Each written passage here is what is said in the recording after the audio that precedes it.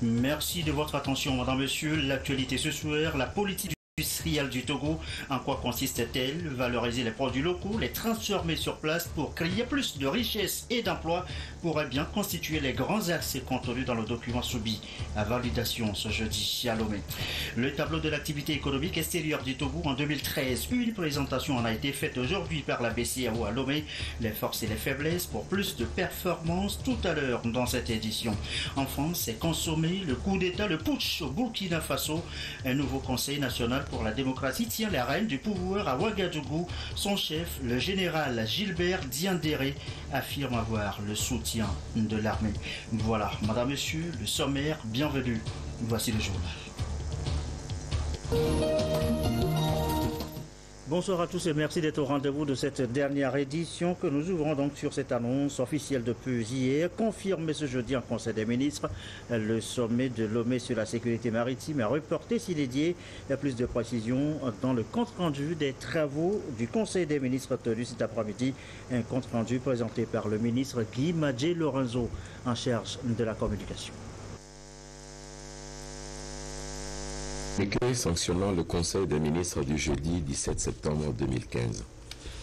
Le Conseil des ministres s'est tenu ce jour, jeudi 17 septembre 2015, au palais de la présidence de la République, sous la conduite de son Excellence M. Faure Esozimna Gnassingbé, président de la République.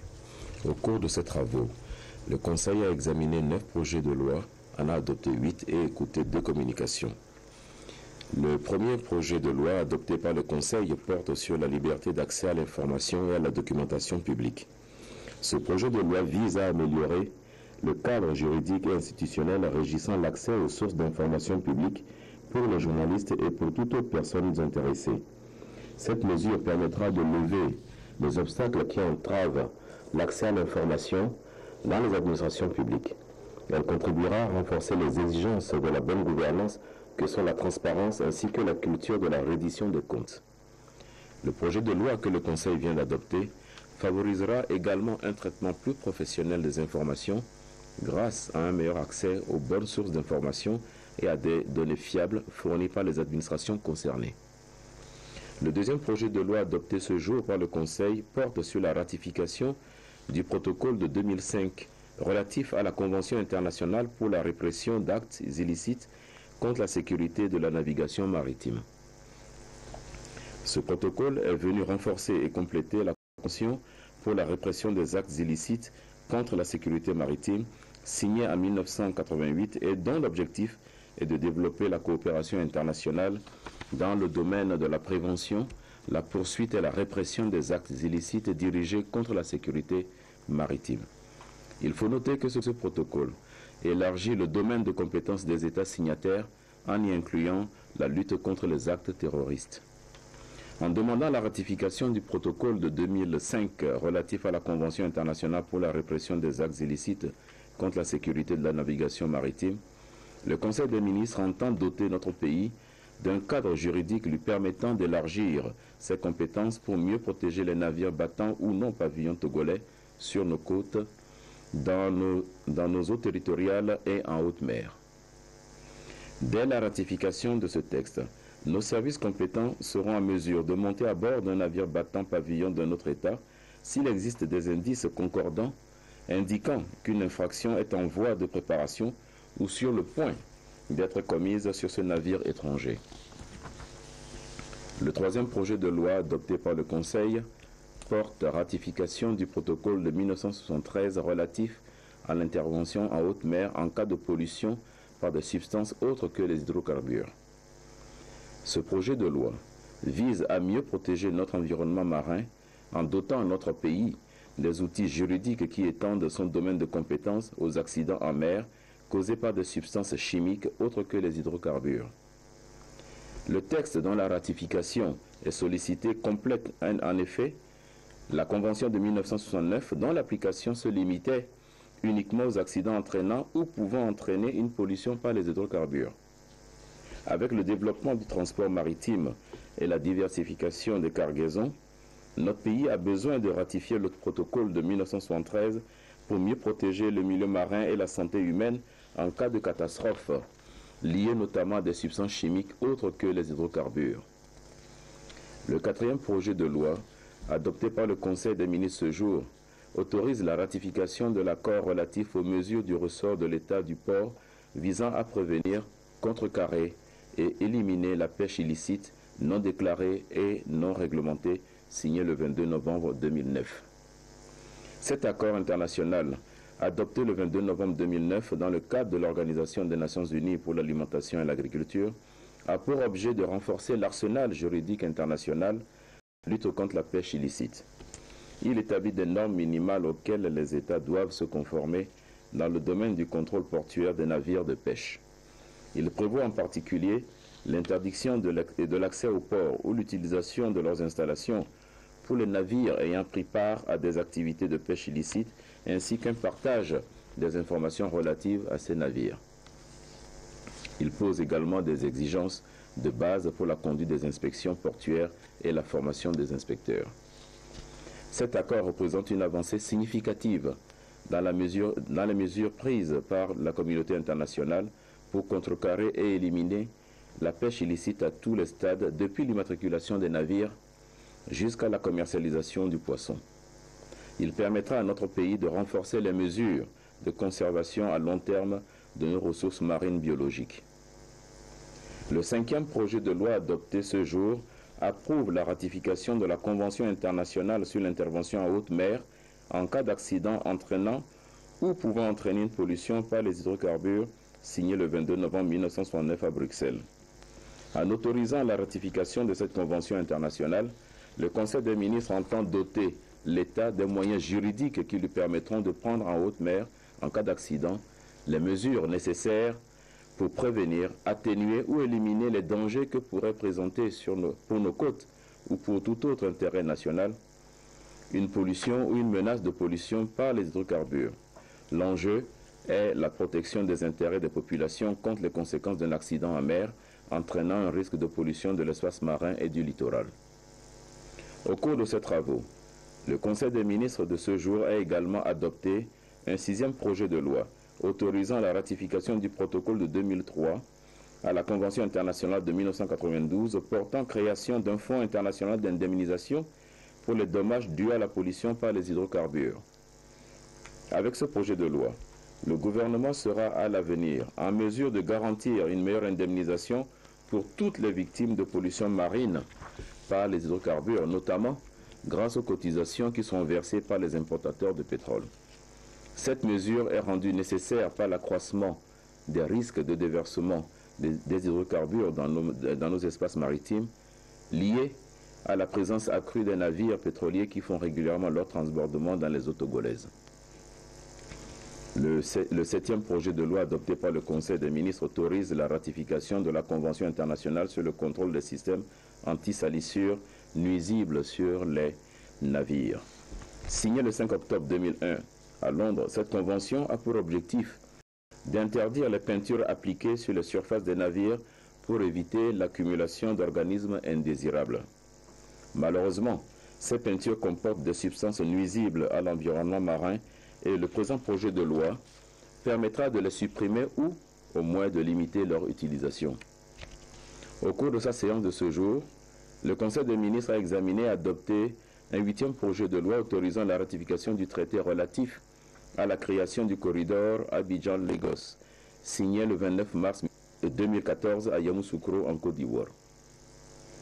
Le traité relatif à ce corridor prend en compte les exigences actuelles en matière de transparence, d'équité, de solidarité, d'assistance mutuelle et de subsidiarité et traduit l'attachement de nos États au principe de la libre circulation des personnes et des biens, ainsi qu'à l'ensemble des mesures pouvant faciliter le commerce intra-régional. La ratification de ce texte permettra au Togo de participer plus efficacement aux actions collectives en faveur du développement d'une infrastructure intégrée, à l'élaboration d'un système de transit économique sûr et durable au plan environnemental, ainsi qu'au développement du transport, de la télécommunication et du tourisme dans la sous-région. Le neuvième et dernier projet de loi que le Conseil des ministres a adopté à l'issue des travaux de ce jour autorise la ratification de la Convention de Minamata sur le mercure, adoptée le 10 octobre 2013 à Kumamoto, au Japon. Au titre des communications, le Conseil a suivi un exposé relatif aux conclusions de la revue annuelle conjointe de mise en œuvre de la stratégie de croissance accélérée et de promotion de l'emploi en 2013.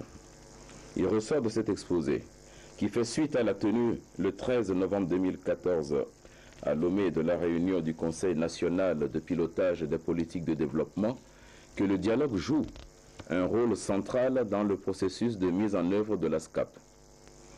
Les principaux résultats du rapport bilan de la SCAP établi en 2014 et la matrice consolidée des recommandations qui en sera extraite feront l'objet d'une revue conjointe au cours de la session 2015 programmée au 4e trimestre de cette année.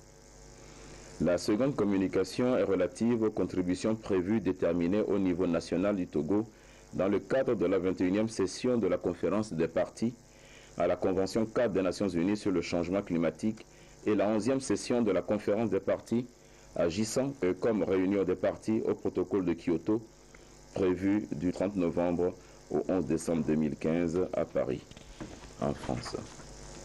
Ces sessions se situent dans le cadre des réunions statutaires de la dite convention qui a pour objectif ultime de stabiliser les concentrations de gaz à effet de serre dans l'atmosphère à un niveau qui empêche toute perturbation anthropique dangereuse des systèmes climatiques. Notre pays, qui entend prendre pleinement part à la lutte internationale contre le phénomène de changement climatique et contribuer aux efforts mondiaux de réduction des émissions de gaz à effet de serre, vient de se doter du document des CPDN avec un accompagnement technique de la France à travers l'Agence française de développement. Faisant suite à la communication du Premier ministre relative aux préparatifs de la conférence extraordinaire des chefs d'État et de gouvernement de l'Union africaine sur la sécurité maritime et le développement en Afrique qui se tiendra à Lomé, le Conseil des ministres a décidé, après un examen approfondi de l'état d'avancement des travaux à divers niveaux, de reporter cette rencontre internationale à une date ultérieure. L'objectif de ce report est de mieux préparer le sommet pour atteindre pleinement les objectifs poursuivis. Enfin, le Conseil des ministres a adopté 2 décrets de nomination au titre du ministère du Développement à la base de l'artisanat, de la jeunesse et de l'emploi des jeunes. Fait à Lomé le 17 septembre 2015, le Conseil des ministres. Et voici ces décrets délibérés ce jour en Conseil des ministres. Le président de la République, sur proposition du ministre du Développement à la base, de l'artisanat, de la jeunesse et de l'emploi des jeunes, le Conseil des ministres entendu décrète. Article 1er, M. Nyaba Manawe, gestionnaire, est nommé directeur général du Fonds national de la finance inclusive. Article 2, le ministre du Développement à la base, de l'artisanat, de la jeunesse et de l'emploi des jeunes est chargé de l'exécution du présent décret qui sera publié au journal officiel de la République togolaise. Deuxième décret délibéré ce jour en Conseil des ministres, le président de la République, sur proposition du ministre du Développement à la base, de l'artisanat, de la jeunesse et de l'emploi des jeunes, le Conseil des ministres entendu décrète. Article 1er, M. Gati Komlan Folice, économiste financier, numéro matricule 043901X, est nommé directeur de la promotion de la finance inclusive au ministère du Développement à la base, de l'artisanat et de l'emploi des jeunes. Article 2, le ministre du Développement à la base, de l'artisanat, de la jeunesse et de l'emploi des jeunes est chargé de l'exécution du présent décret qui sera publié au journal officiel de la République togolaise. Voilà, c'était là le compte-rendu complet du Conseil des ministres tenu donc ce jeudi. À l'Assemblée nationale, 2 audiences à signaler. La première, Dama Dramani l'a accordée à l'ambassadeur d'Égypte au Togo. Les discussions portaient sur l'organisation en octobre prochain en Égypte des élections parlementaires. En seconde audience, le président Dramani a reçu la Miss Togo 2015, fraîchement élue. Mademoiselle Gaëlle Yaya Adjo est allée présenter elle son geste social au président de l'Assemblée nationale. Je vous propose de les écouter tour à tour au micro de Tchandjou Mali. Parce que l'Égypte maintenant est en train de commencer la 3e étape de la feuille de route, c'est-à-dire les élections parlementaires, et on va commencer à organiser ça à l'ambassade d'Égypte au Togo à partir de 26-27 octobre. Pour les Égyptiens au Togo, mais aussi pour rester en contact dans le proche avenir après les l'installation de notre nouvel Parlement pour aussi améliorer les relations parlementaires et restaurer aussi les relations parlementaires avec le Juge du Togo. Et aussi, on a discuté la visite de son Excellence le Président au Caire et le développement des relations dans le planche médias. Il est de droit qu'on vienne leur dire merci pour le soutien qu'ils nous apportent chaque année. Et bon, on a échangé sur pas mal de sujets, mon projet social que vous connaissez déjà sans doute, l'entrepreneuriat de la femme démunie. Voilà donc pour les audiences. On en vient maintenant au premier titre de l'actualité. Ce jeudi, cette rencontre de validation du document de la politique industrielle. On pourra bien la décliner en 3 axes: valoriser les produits locaux, les transformer sur place, créer de la richesse et de l'emploi. Voilà à quoi pourra donc bien ressembler cette politique industrielle du Togo définie donc dans un document. Il est revu, ce document vu et revu ce matin par les acteurs du secteur. Les précisions quoi siglées, Clarisse Attikley. Le secteur industriel togolais fait face aujourd'hui à des défis majeurs liés notamment à l'affaire de transformation des produits agricoles locaux. À cela s'ajoute un investissement faible dans le secteur. Pour redynamiser ce secteur, un document de politique industrielle a donc été élaboré. Il est soumis ici à validation. Cette politique prend en compte des solutions à ces différents problèmes et se veut un outil de création d'emplois et de richesses. On a constaté que les industries aujourd'hui importent, je dis bien importent pratiquement toute la matière première. Alors qu'étant pays agricole, il est normal, et ça c'est le but du gouvernement, de tout faire pour que l'industrie soit vraiment le moteur qui doit faire décoller le secteur primaire. Donc notre politique, le plan de politique que nous allons valider aujourd'hui et qui sera soumis à l'adoption du gouvernement a pour principale ambition de tout faire pour que cette intégration se fasse. 92 entreprises industrielles sont répertoriées sur l'ensemble du territoire national pour un investissement estimé à environ 255 milliards de francs CFA en 2013. Le secteur a en outre créé dans la même année 8000 emplois avec une masse salariale de plus de 15 milliards de francs CFA. Faire davantage de ce secteur un moteur de la croissance économique fait donc partie des priorités du gouvernement togolais. En élaborant cette politique, le gouvernement a pour ambition de développer et de pérenniser une industrie nationale intégrée, compétitive sur la scène sous-régionale et internationale, respectueuse de l'environnement et capable d'améliorer significativement le niveau de vie de nos populations à l'horizon 2030. Il va sans dire que l'industrialisation du Togo doit se faire essentiellement sur la base de notre production et richesse nationale. C'est pourquoi le gouvernement ne ménagera aucun effort pour la mise en œuvre de cette politique après son adoption. Pour booster le secteur industriel, des réformes sont déjà entreprises, dont la mise en place du nouveau code des investissements au Togo. Le défi actuel est de développer davantage la culture entrepreneuriale au niveau industriel. Voilà une production industrielle fortement encouragée aujourd'hui avec un secteur qui nous intéresse précisément, la production de savon. Mais nous reviendrons bien évidemment sur ce sujet dans nos prochaines éditions. Et notez par ailleurs que le FAEJ, le Fonds d'appui aux initiatives économiques des jeunes, soutient beaucoup ce secteur, les artisans en général. Illustration avec cette séance de formation destinée justement aux artisans. L'accent est mis ici sur l'efficacité et la qualité de la production. Augustin Kossi, Sylvain Rapoudou. Des artisans de tous les corps de métier de la préfecture du Golfe et du Grand Lomé à l'école du management entrepreneurial. Ils se sont donné rendez-vous pour repenser le secteur et définir de nouvelles orientations. Une pause, l'un de leurs machines et outils. 3 jours de réflexion et de partage d'expériences destinés à renforcer leurs capacités en gestion et administration de leurs ateliers. Environ 200 artisans prennent part à cette rencontre qui sera également consacrée à l'appropriation des normes d'éthique et de déontologie des métiers de l'artisanat, de même qu'à la gestion de la clientèle. Le niveau de services rendus à la communauté nationale doit être améliorée pour que les produits que nous fournissons, nous mettons sur le marché, puissent répondre aux normes internationales. On veut les amener chacun à mesurer un peu la qualité du service à rendre pour que nos produits puissent être exportés à l'extérieur, être vendus sur les marchés internationaux, tout comme nous en importons d'ailleurs.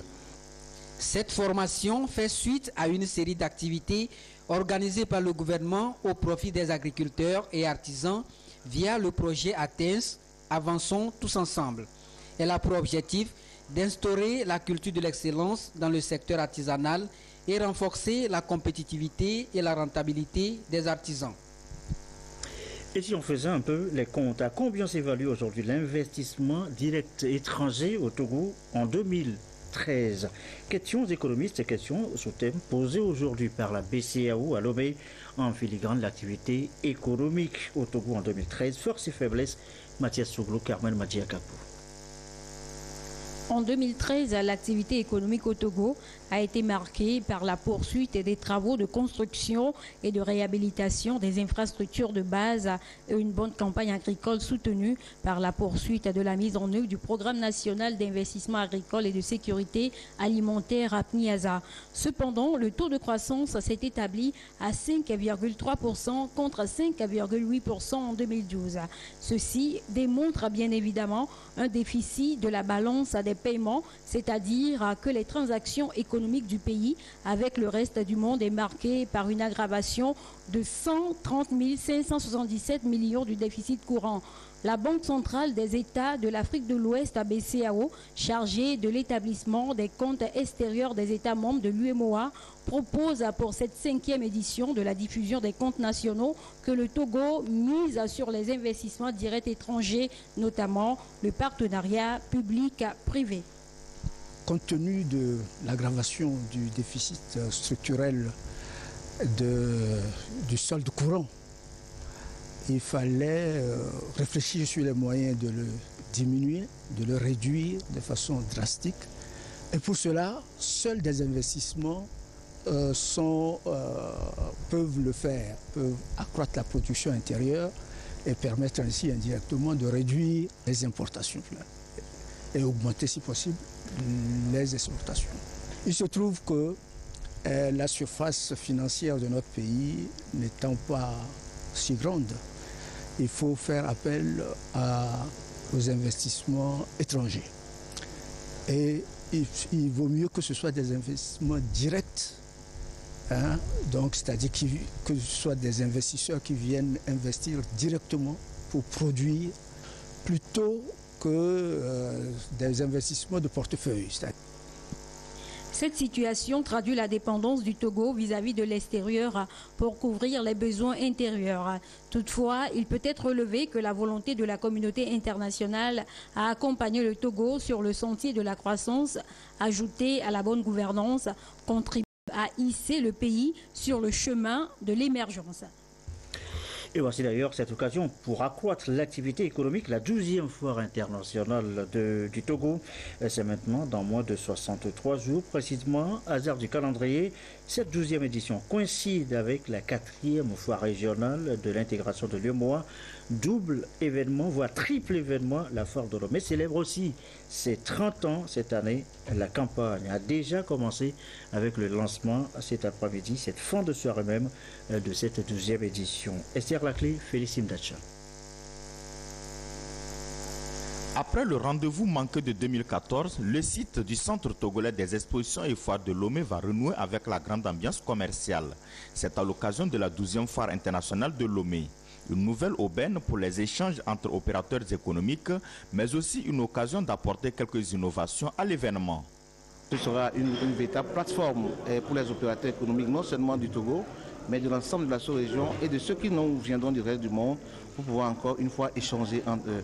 Il y aura également une grande conférence des chambres de commerce francophones et donc et tous ces commerçants ou bien opérateurs économiques qui viendront de ces pays également seront là pour des forums d'affaires, donc échanger entre eux et les opérateurs économiques togolais.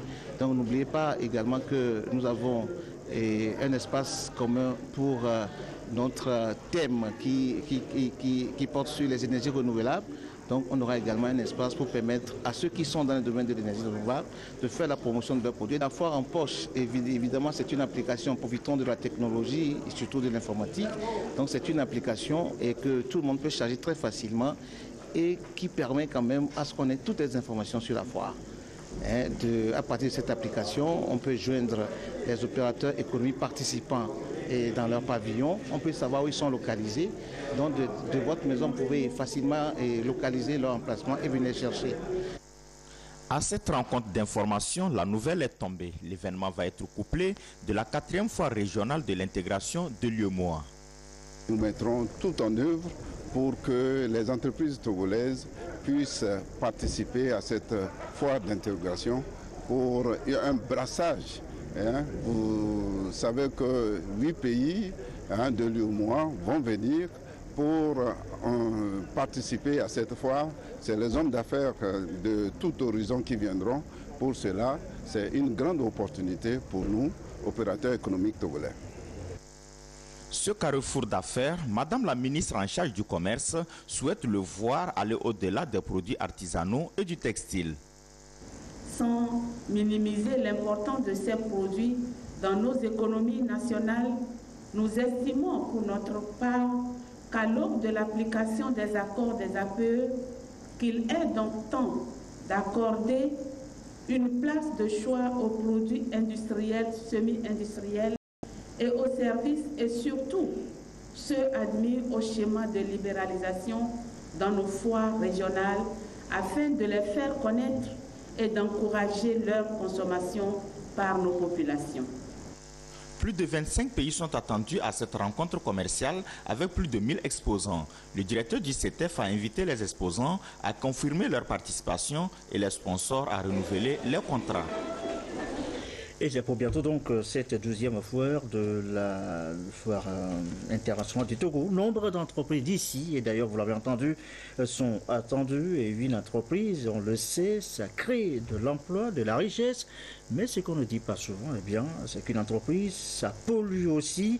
Ce qui pose aujourd'hui d'ailleurs au regard de l'actualité la question de la responsabilité sociétale des entreprises. La toile de fond d'ailleurs de la première édition du forum RSE Togo 2015 ouverte ce jeudi à Lomé. Sonia Médico, Charlotte Onsim. Forum RSE au Togo. La responsabilité sociétale des entreprises RSE est une démarche volontaire par laquelle l'entreprise mène des activités en faveur de la société et de l'environnement. Ici, les opérateurs économiques s'approprient ce concept qui doit dorénavant guider leurs actions. À cette première édition, la base sera posée dans la perspective de construire sa performance économique autour du bien-être social et environnemental.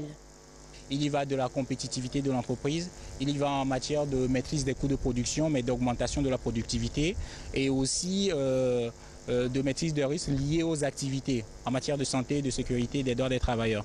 Une entreprise qui met vraiment en œuvre cette politique RSE sur l'aspect social permet à ses collaborateurs vraiment d'évoluer, de travailler dans de bonnes conditions et d'être beaucoup plus productifs.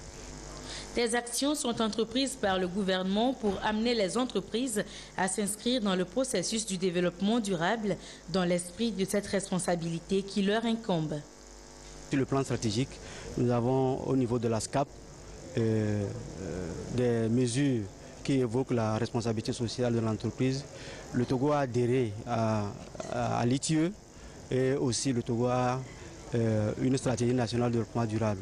Aussi sur le plan de législation, il y a la loi cadre sur l'environnement qui consacre des mesures incitatives pour les entreprises qui adoptent des méthodes propres. La RSE est une nouvelle approche dans les pays en voie de développement, après avoir fait ses preuves en Occident.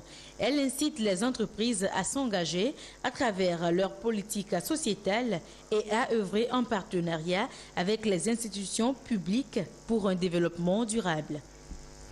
L'actualité, c'est aussi cette importante prise du service de contrôle de la concurrence et de la répression des fraudes.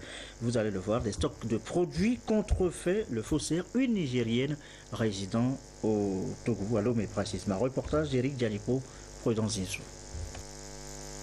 Cette maison de location, située à Aguiakome, transformée en une véritable usine de fabrication de produits cosmétiques et alimentaires avec imitation de marques commerciales. Des savons de Marseille, notamment Cadeau, Tempo et autres produits alimentaires. Une descente inopinée des agents du service de contrôle de la concurrence et de la répression des fraudes du ministère du Commerce a permis de démanteler le réseau.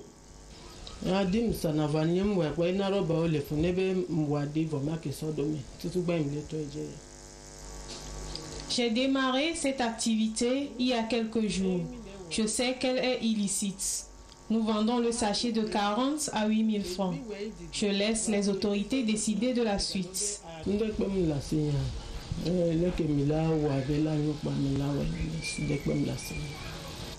Cette activité illicite est contraire aux normes du commerce et ces produits de qualité douteuse sont susceptibles d'être nuisibles à la santé des populations. Elle fabrique les savons elle-même et là, elle a les emballages de marques Cadeau, Tempo, qui sont des savons d'origine ivoirienne. Donc elle procède à l'emballage elle-même. En dehors des savons, on a vu des boissons énergétiques qu'elle fabrique elle-même. On a même vu des farines qu'elle fabrique ici. Et le compte, c'est que la dame n'est pas connue de nos administrations. Elle fait les denrées alimentaires, n'a pas l'autorisation. Elle fait le blé, alors qu'il y a des tests qui régissent la fabrication et la commercialisation du blé. Nous sommes en train de démanteler le réseau au sein duquel des produits contrefaits sont mis sur le marché au détriment de la santé de la population togolaise. L'opération consiste à préserver la santé des populations des dommages que cela pourrait engendrer. Ces formes de contrefaçon sont interdites et punies par la loi. Et la ministre en charge du commerce lance un appel aux opérateurs économiques à se conformer aux dispositions qui régissent les activités commerciales au Togo. J'en appelle à la conscience de nos opérateurs économiques. Il est vrai que tout opérateur économique fait des activités à but lucratif, qui veut dire qu'il cherche à gagner de l'argent. Mais on ne peut pas gagner l'argent en faisant fi de la santé des consommateurs, que nous sommes tous. Le gouvernement ne peut pas accepter ça. Le gouvernement a la responsabilité de la santé de nos consommateurs et pour ça, nous voudrions appeler tout le monde à la conscience citoyenne de nous saisir. Quand ils se rendent compte de ce genre de choses, qu'ils nous saisissent. Nous avons des éléments, des gens, des contrôleurs qui iront immédiatement faire leur travail. Les produits contrefaits encore en stock ont été saisis et seront détruits. La suite de cette affaire est confiée à la justice et un appel est lancé à l'endroit de la population qui doit être vigilante et dénoncer ces cas d'activité illicite. Et quand vous avez de la chance, ces produits contrefaits ne vous font rien. Au pire, ils vous tuent.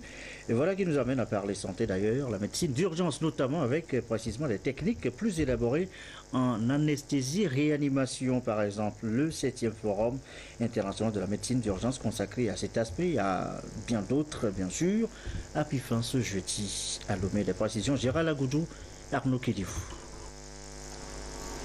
Les acteurs de la médecine préhospitalière qui ont pris part à ce 7e forum scientifique et de solidarité internationale des urgences vitales aux vigilances sanitaires en Afrique Simuvisa ont pu évaluer le niveau des offres de soins et secours d'urgence dans les pays membres.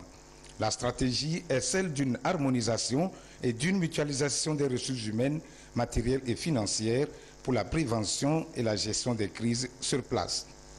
Nous avons fait pratiquement la formation des formateurs pour qu'ils fassent passer le message sur le terrain et surtout que eux-mêmes, ça leur soit profitable pour améliorer la qualité et la sécurité des soins qu'ils dispensent à leurs patients.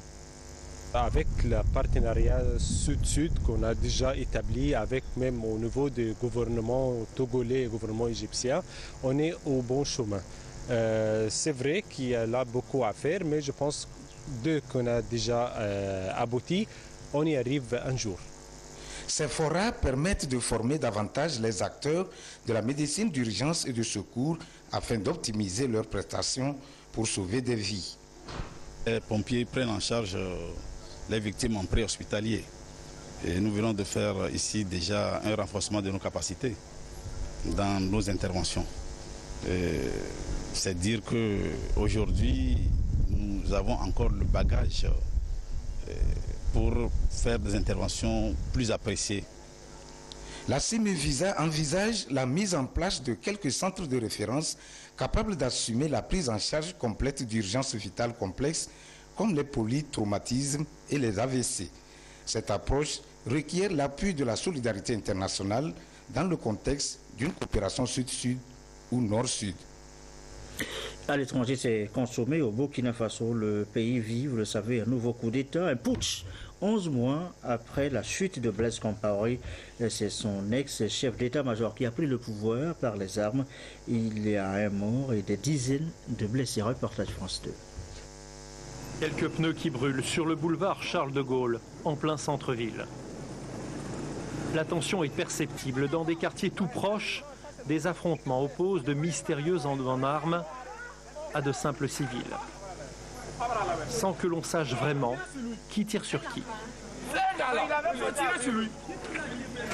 la télévision, le nouvel homme fort du pays, le général Diendéré, appelle au calme. Il affirme avoir le soutien de toute l'armée, mais l'insécurité est réelle. Les 3500 membres de la communauté française sont invités à rester chez eux.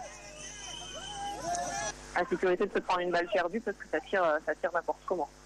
Mais pour le moment, j'ai pas écho de pillage, par exemple, dans les maisons ou d'attaques ciblées blancs ou français, quoi. Donc on entend simplement quelques bruits de coups de feu, on a entendu des bruits de Kalachnikov, mais en tout cas, personne n'est inquiet pour l'instant, il n'y a aucun problème. À l'hôpital central, plusieurs dizaines de Burkinabés ont toutefois été admis toute la journée. Et avec la nuit qui tombe, un couvre-feu a été imposé en ville. C'est dans ce pays le deuxième coup d'État en quelques mois. Retour chez nous au Togo, partons la découverte ou la redécouverte des œuvres de Paul Ayi. C'est à travers un parcours, une excursion dans la ville de Lomé et à la maison des esclaves à Boudravo. Lucassi, Tchassim Nabaga. Voici la dernière œuvre d'art réalisée par l'illustre artiste togolais disparu en 2010, Paul Ayi. Le site est la première étape de la visite de découverte de ses réalisations à travers la ville de Lomé, effectuée par ses enfants et jeunes inscrits aux activités vacancières de la maison TV5 Monde et de l'association Précieux Trésor de Vie à PTV.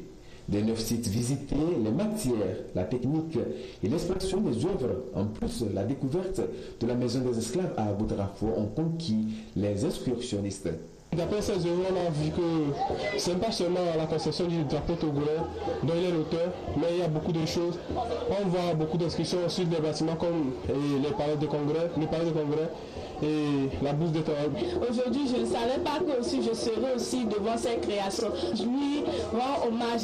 Selon l'histoire à l'école, je ne savais pas que je n'ai même pas imaginé que c'est dans ce truc-là que nos grands-parents passaient. Donc, surprise, nous voici tout ça là. À travers ces réalisations qui font partie des trésors et du patrimoine culturel du Togo, Paul Ayi fait désormais figure de référence et de modèle pour ces jeunes qui viennent de le découvrir.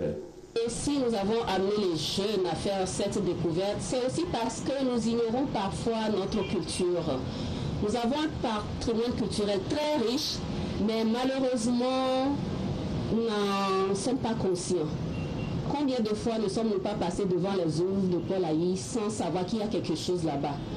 Alors qu'ailleurs, ce sont des œuvres qui font venir des touristes dans le pays. À des degrés divers, nous ferons la promotion donc, dans les établissements scolaires. Nous ferons la promotion avec les départements en charge du tourisme pour que le tourisme intérieur soit découvert par les fils et filles de notre pays, et aussi tous ceux qui mettront pied dans notre capitale puissent connaître ou savoir qu'un Togolais a pu réaliser ces œuvres, parce que ce n'est pas seulement à Lomé, au Togo, qu'on retrouve les œuvres de Paul Ayi. Cette sortie découverte, une belle manière pour 720 enfants de s'approprier la culture de l'art et de finir leurs vacances en toute beauté. Une activité rendue possible grâce à l'appui financier de l'ambassade des États-Unis au Togo. Et voilà qui met fin à cette édition de nuit. Sachez tout simplement qu'il y a eu conseil des ministres ce jeudi. Le gouvernement, entre autres, a confirmé ce soir le report du sommet sur la sécurité maritime. Un sommet que Lomé devrait être abrité en novembre prochain. Sommet reporté, vous disais-je, inédit. Merci à vous qui êtes restés et veillez à notre compagnie pour nous suivre. Excellente nuit à toutes et à tous. À demain.